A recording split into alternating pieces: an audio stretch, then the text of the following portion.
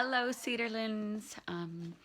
Happy Monday to you all. Hope everyone had a good weekend and you got to enjoy some of the sunshine we had over the weekend. Although today was crazy weather. We had thunder and hail and all sorts of things at our house. So hopefully you guys had an easier time where you are. I'm just going to pick up where we left off yesterday. Harry had just started the Quidditch match with Hufflepuff. Oh, my kitty cat is trying to come up here with us. Gizzy! Hello, I'm trying to read to my students. Hey, dude, I'm trying to read. The things that you don't see. All right, let's see. So Harry had just started his Quidditch match against Hufflepuff, and he was realizing it was really rainy and windy and things were kind of getting a little scary during the Quidditch match weather-wise, and that's where we left off. So I will continue reading. If you're following along with me, we're on page 176 at the very bottom. I'll do a quick recap, I guess, or I'll start a little bit earlier on, even though I probably read this yesterday, just kind of like we would normally do in school. So if you heard this yesterday, I'm sorry. Within 5 minutes, Harry was soaked to his skin and frozen, hardly able to see his teammates, let alone the tiny Snitch. He flew backward and forward across the field past blurred red and yellow shapes, with no idea of what was going to happen the rest of the game. He couldn't hear the commentary over the wind. The crowd was hidden beneath a sea of cloaks and battered umbrellas. Twice, Harry came very close to being unseated by a bludger. His vision was clouded by the rain on his glasses, and he hadn't seen them coming. He lost track of time. It was getting harder and harder to hold his broom straight. The sky was getting darker, as though night had decided to come early. Twice, Harry nearly hit another player, without knowing whether it was a teammate or an opponent. Everyone was now so wet, and the rain so thick, he could hardly tell them apart. With the first flash of lightning came the sound of Madame Hooch's whistle. Harry could just see the outline of Wood through the thick rain, gesturing him to the ground. Come on. The whole team splashed down into the mud. I called for a timeout, Wood roared at his team. Come on, under here. They huddled at the edge of the field under a large umbrella. Harry took off his glasses and wiped them hurriedly on his robes. What's the score? We're 50 points up, said Wood. But unless we get the Snitch soon, we'll be playing into the night. I've got no chance with these on, said Harry exasperatedly, waving his glasses. At that very moment, Hermione appeared at his shoulder. She was holding her cloak over her head and was inexplicably beaming. I've had an idea, Harry. Give me your glasses, quick. He handed them to her, and as the team watched in amazement, Hermione tapped them with her wand and said, Impervious! There, she said, handing them back to Harry. They'll repel water. Wood looked as though he could have kissed her. Brilliant! He called hoarsely after she had disappeared into the crowd. Okay, team, let's go for it. Hermione's spell had done the trick. Harry was still numb with cold, still wetter than he'd ever been in his life, but he could see. Full of fresh determination, he urged his broom through the turbulent air, staring in every direction for the Snitch, avoiding a bludger, ducking beneath Diggory, who was streaking in the opposite direction. There was another loud clap of thunder, followed immediately by forked lightning. This was getting more and more dangerous. Harry needed to get the Snitch quickly. He turned, intending to head back toward the middle of the field, but at that moment another flash of lightning illuminated the stands, and Harry saw something that distracted him completely. The silhouette of an enormous, shaggy black dog. clearly imprinted against the sky, motionless in the topmost empty row of seats. Harry's numb hands slipped on the broom handle, and his nimbus dropped a few feet. Shaking his sodden bangs out of his eyes, he squinted back into the stands. The dog had vanished. "Harry!" came Wood's anguished yell from the Gryffindor goalposts. "Harry, behind you!" Harry looked wildly around. Cedric Diggory was pelting up the field, and a tiny speck of gold was shimmering in the rain-filled air between them. With a jolt of panic, Harry threw himself flat to the broom handle and zoomed toward the snitch. "Come on!" he growled at his nimbus as the rain whipped his face. "Faster!" But something odd was happening. An eerie silence was falling across the stadium. The wind, though strong as ever, was forgetting to roar. It was as though someone had turned off all the sound, as though Harry had gone suddenly deaf. What was going on? And then a horribly familiar wave of cold swept over him, inside him, just as he became aware of something moving on the field below. Before he'd had time to think, Harry had taken his eyes off the snitch and looked down.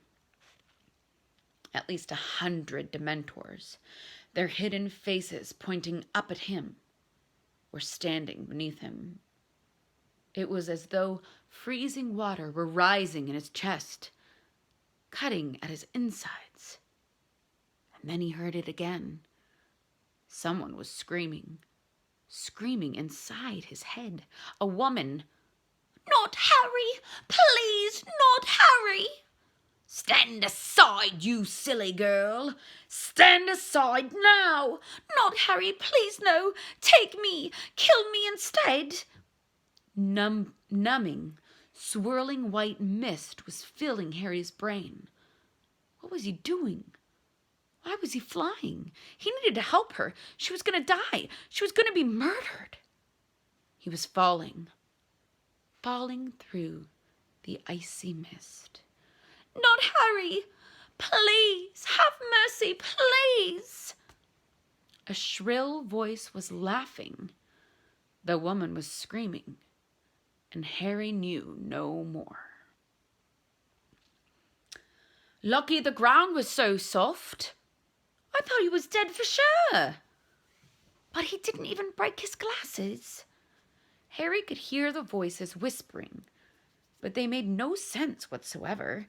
He didn't have a clue where he was, or how he'd gotten there, or what he'd been doing before he got there. All he knew was that every inch of him was aching as though he had been beaten. That was the scariest thing I've seen ever in my life. Oh, it's hailing really bad right now. Sorry. Oh my goodness. Scary. That was the scariest thing I've ever seen in my life. Scariest? The scariest thing? Hooded black figures. Cold. Screaming. Harry's eyes snapped open. He was lying in the hospital wing. The Gryffindor Quidditch team, spattered with mud from head to foot, was gathered around his bed. Ron and Hermione were also there, looking as though they'd just climbed out of a swimming pool. "Harry!" said Fred, who looked extremely white underneath the mud. "How are you feeling?" It was as though Harry's memory was on fast forward. The lightning, the Grim, the Snitch, and the Dementors. "What happened?" he said, sitting up so suddenly they all gasped. "You fell off," said Fred.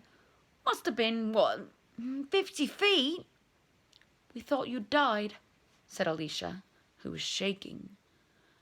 Hermione made a small, squeaky noise. Her eyes were extremely bloodshot. "But the match," said Harry. "What happened? Are we doing the replay?"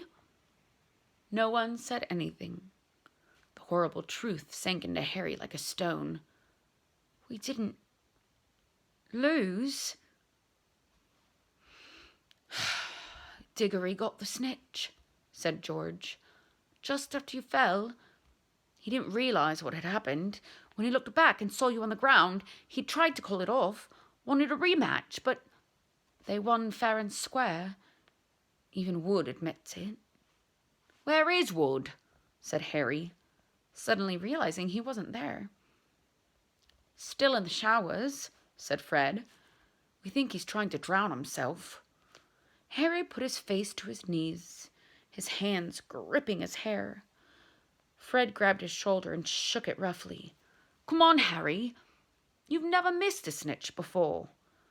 There had to be one time that you didn't get it, said George.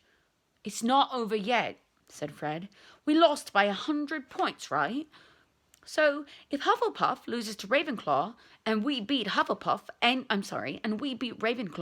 Slytherin, Hufflepuff will have to lose by at least 200 points, said George. But if they beat Ravenclaw... No way. Ravenclaw's too good. But if Slytherin loses against Hufflepuff... It all depends on the points. A margin of 100 either way. Harry lay there, not saying a word. They had lost. For the first time ever, he had lost a Quidditch match. After 10 minutes or so, Madame Pomfrey came over to tell them to leave him in peace. We'll come and see you later, said Fred.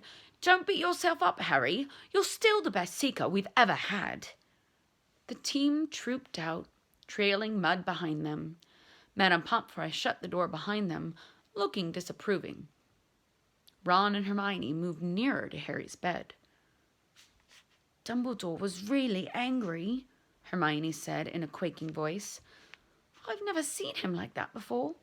He ran onto the field as you fell, waved his wand, and you sort of slowed down before you hit the ground. Then he whirled his wand at the Dementors, shot silver stuff at them, and they left the stadium right away. He was furious they'd come to the grounds. We heard him. Then he magicked you onto a stretcher, said Ron, and walked up to school with you floating on it. Everyone thought you were... His voice faded, but Harry hardly noticed. He was thinking about the Dementors and what they had done to him, about the screaming voice. He looked up and saw Ron and Hermione looking at him so anxiously that he quickly cast around for something matter-of-fact to say. Did somebody get my Nimbus? Ron and Hermione looked quickly at each other. What? Said Harry, looking from one to the other. Well, when you fell off of it, it got blown away, said Hermione hesitantly. And it hit.